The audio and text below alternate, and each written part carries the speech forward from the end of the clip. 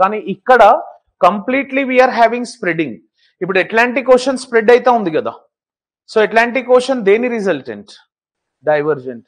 ఇప్పుడు మీరు Africa case study చూడండి సార్. దీంట్లో ఆఫ్రికా ఇనీషియల్ గా ఎట్లా ఉందంటే, ఈ అరేబియన్ ప్లేట్ ఏదైతే మైనర్ ప్లేట్ ఉందో అరేబియన్ ప్లేట్ తో కలిసిపోయి ఉంది. యాక్చువల్లీ ఈ మిడ్ ఓషనిక్ రిడ్జ్ కాంపోనెంట్ వల్ల ఆఫ్రికన్ ప్లేట్ ఇటు జరగాలి జనరల్ గా అయితే, కానీ ఈ ఆఫ్రికన్ ప్లేట్ రీజియన్ దగ్గర మనకు ఒక అఫర్ హాట్ స్పాట్ అనేది ఉంది.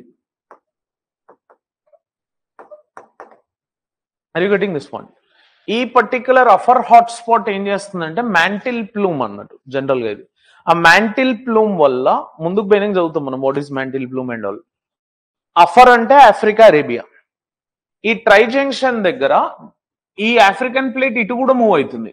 ఆఫ్రికన్ ప్లేట్ ని ఇటు పుష్ చేసి అరేబియన్ ప్లేట్ ని ఇటు పుష్ చేసి సొమాలియా ప్లేట్ అంటాం సార్ దీన్ని. ఈ సొమాలియా ప్లేట్ ని ఇటు పుష్ చేస్తుంది.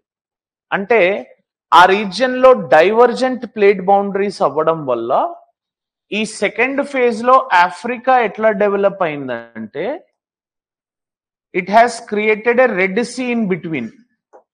అరేబియన్ ప్లేట్ అటు జరిగిపోయింది, మనకి ఆఫ్రికన్ ప్లేట్ ఇటు మూవ్ అవుతుంది, సొమాలియన్ ప్లేట్ ఇటు మూవ్ అవుతుంది.